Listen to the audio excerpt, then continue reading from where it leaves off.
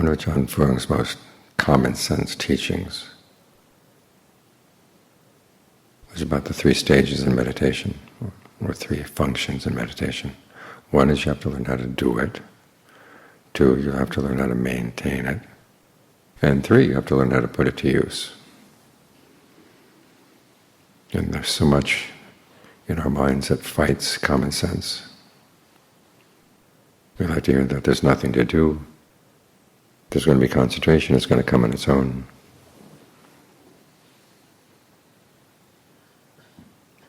We also don't like to hear that we have to maintain it. When it comes and it goes, we think that we've learned something about impermanence. As for using it, we get lost. We think that if you're going to do insight practice, you have to drop the concentration and then start on square one and do the insight. But it comes out of the concentration, comes out of the doing and the maintaining. But you have to learn how to ask the right questions. In terms of doing it, you focus on the causes. You come to the meditation, you come to your object, like the breath. And then if you find yourself wandering away, you just have to come right back. It may seem that the concentration comes and goes and comes and goes without any continuity. But what you're doing, you're learning how to connect those moments of concentration. Each time you come back, think of it as a continuation. And you'll find that as you're observant, you get more and more quick about sensing when you're about to go off and stopping, sticking with the concentration. You're connecting things. And sometimes when meditation comes and it just seems to go on its own, you realize, okay, you chose to do something, and you can undo that choice. All too often you can see the concentration coming, and it begins to fall away, and you think, well, that's what I have to just give in to is the falling away. You don't. Because you did the falling away. You made a choice about what to focus on, what not to focus on. And when you can be clear about what you're doing, you can undo that choice, come right back. You begin to realize that you're more involved in this than you thought, because there's so much going on in the mind that you don't notice. And we're here to learn about it. There are choices being made, value judgments being made, and you want to clearly see what's happening. And that's how the doing turns into maintaining.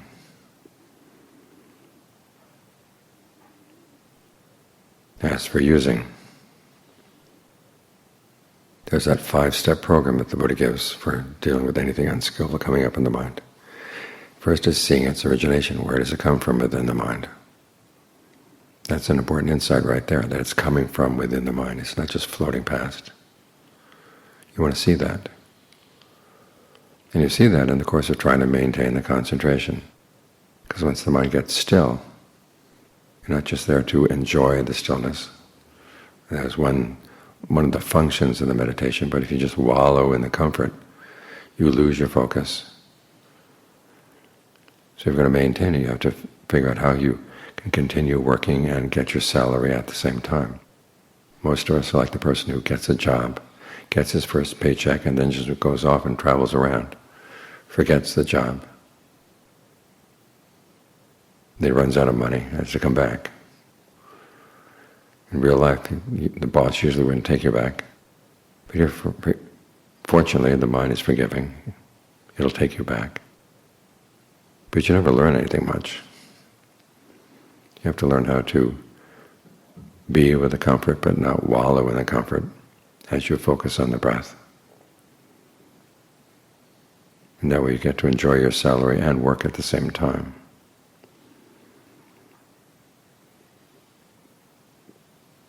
And one of the jobs you have to do is to see when the mind is about to leave concentration, what are the steps?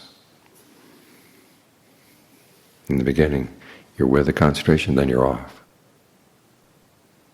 It's like a curtain came down, and you're in another scene entirely. Well, the curtain coming down is part of the mind's trick. That's ignorance right there. So you have to try to be with the steps as the mind is about to leave. And as you get better and better at realizing what's going on, you begin to see that there's a decision made someplace in the basement of the mind, that as soon as your mindfulness lapses, they're going to go. And they're ready and waiting for their chance.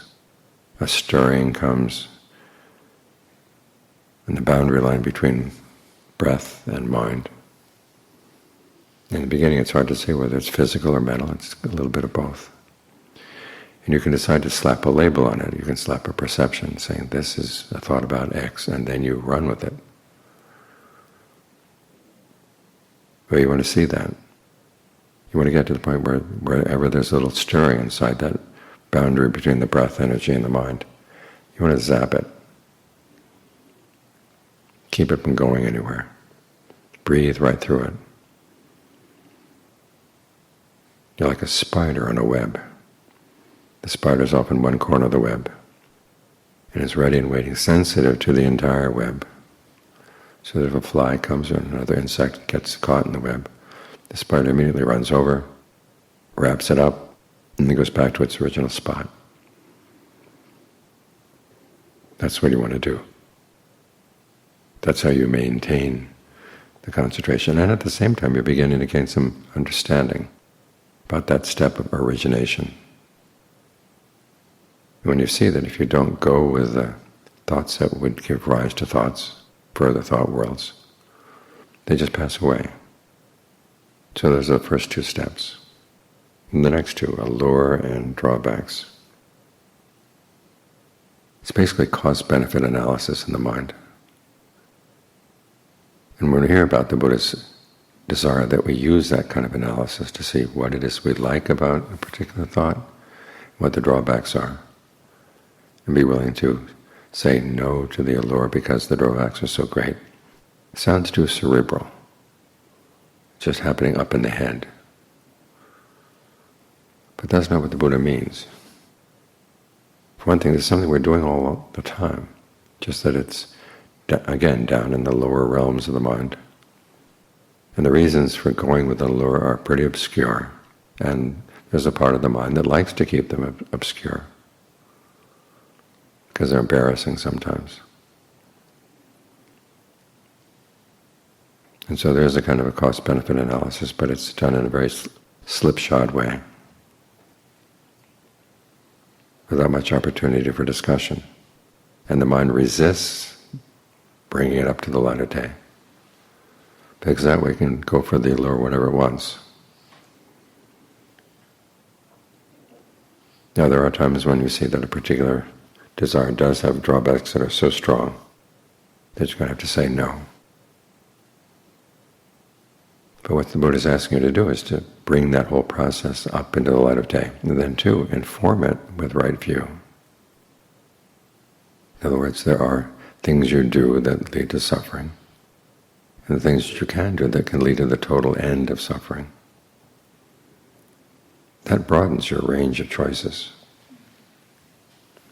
Without the third noble truth, or the fourth noble truth, we'll be still stuck going back and forth between what we like and what we don't like. Sometimes learning from our mistakes, sometimes not. We're basically thinking that this is as good as it gets. This is what we have to accept. Just this narrow range of choices that we've set out for ourselves.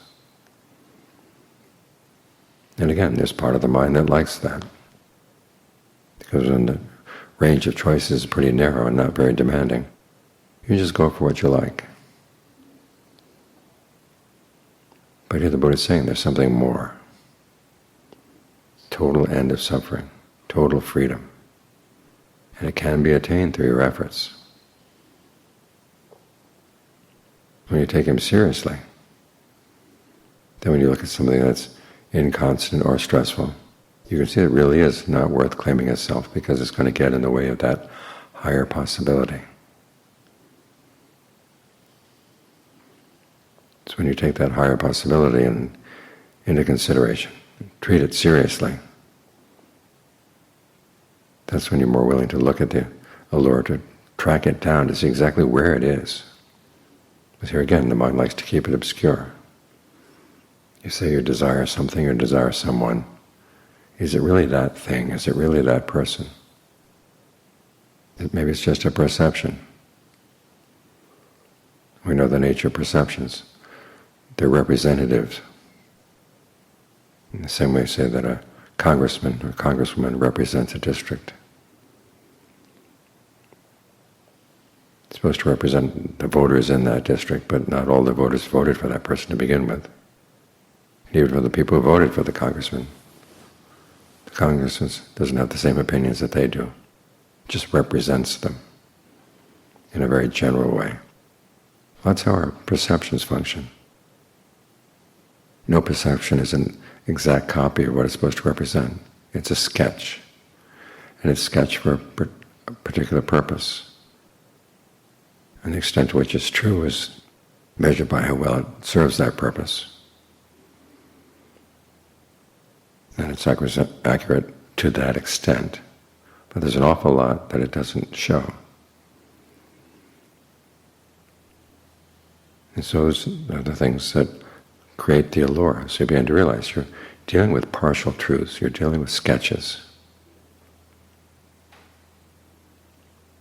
And you want to track down exactly where is that sketch reliable, and where is it not reliable.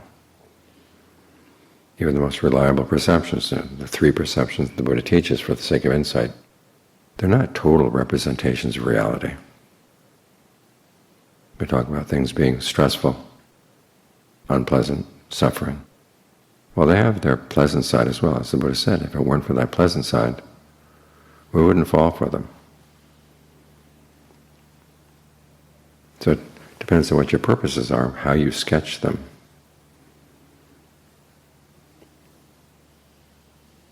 So you begin to realize that the allure is just a sketch, and sometimes not even an accurate sketch. Sometimes it hides itself. Like those bureaucracies where you ask, who made this decision? You talk to person A and he says, well, person B. You talk to person B, he says, oh no, it was person C. You talk to C, well no, it's A.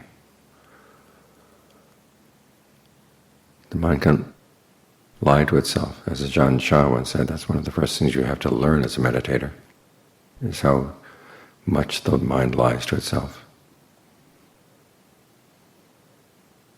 And this is why we have to maintain our concentration as we're working on discernment, because it's only when the mind is really still that you can see these subtleties.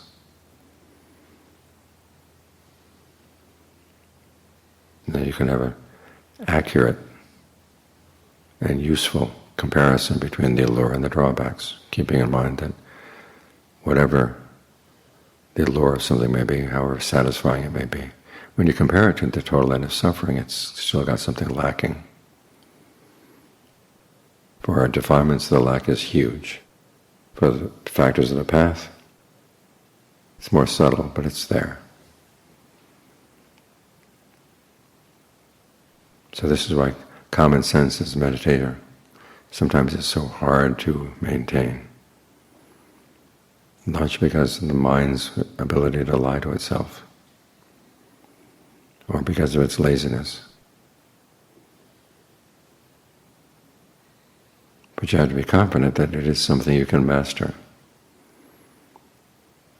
We read about the Buddha, and sometimes it sounds like he's superhuman.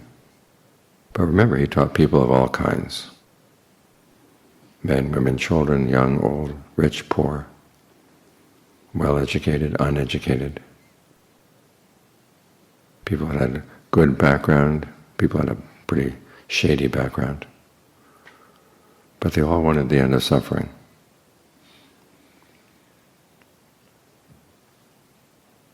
So you have to tell yourself, if they can do it, so can I. And it's something worth doing.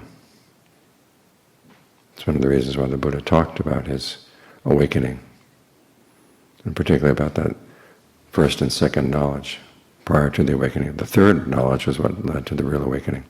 But the first and second knowledge provided the context for getting there, and also for framing your lives.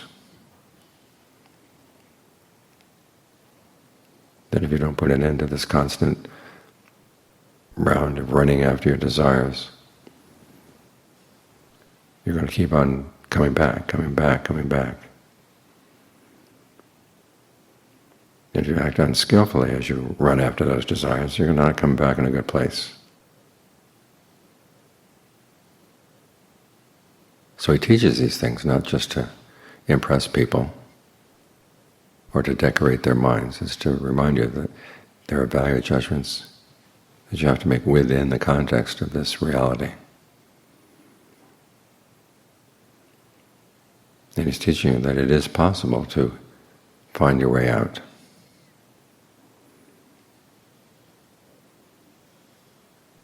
So if you use some common sense as you meditate, and take the Buddha seriously, it helps sort through a lot of decisions you're going to have to make as you practice, both here at the monastery and when you go home. Where you're sitting with your eyes closed, when you're walking around in the world with your eyes open. If you take this framework and keep it in mind, you're doing the meditation, you're maintaining it, and you're putting it to use, then you can get the most out of it.